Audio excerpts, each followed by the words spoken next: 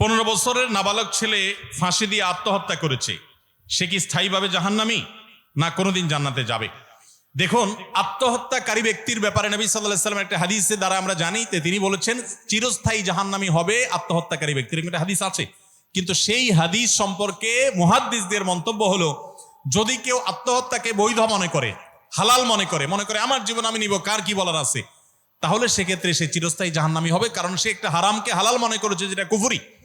কিন্তু সাধারণ অবস্থাতে আত্মহত্যাকারী কবিরা গুনাহে লিপ্ত এবং সে জাহান্নামে যাবে, এটা নিশ্চিত, যদি আল্লাহ তাকে মাফ না করেন।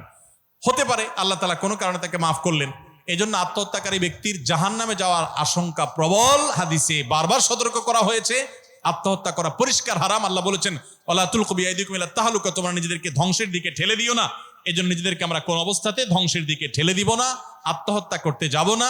ভাইরা আমার, আমাদের দেশে আত্মহত্যার প্রবণতা ভয়ঙ্কর ভাবে বেড়ে গেছে, স্কুল কলেজের স্টুডেন্টদের মধ্যে আরো বেশি বেড়ে গেছে।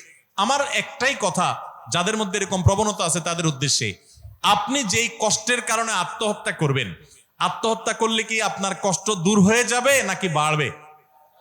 আত্মহত্যাকারী যেহেতু জাহান্নামে যাবে, সো আত্মহত্যা করলে তো আপনার কষ্ট কমবে না, বরং জাহান্নামে পড়ে আপনার কষ্ট তো আরো বাড়বে। তাহলে আত্মহত্যা কোনো সমাধান হতে পারে না। মনে রাখবেন, আল্লাহ আপনাকে জীবন দিয়েছেন, স্বাভাবিকভাবে হোক অস্বাভাবিকভাবে হোক আল্লাহ মৃত্যু দিবেন। আপনি নিজের জীবন নিজে হরণ করার কোনো অধিকার সুযোগ আল্লাহ আপনাকে দেন নাই।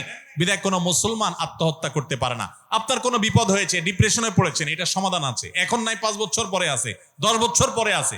একটা লোক আপনাকে অনেক অপমান করেছে, আপনি মন খারাপ করেছেন, হতে পারে এক সময় আল্লাহ তাকে আপনার সামনে পিঁপড়ার মতো ছোট করে আনবে, আপনার ইজ্জত তার বিপরীতে অনেক বাড়িয়ে দিবে। একটু সবর করতে হবে। ইমানদার কখনো আল্লাহর রহমত থেকে আশা হারাবে না। আল্লাহ আমাদের সবাইকে সেই তৌফিক দান করুন।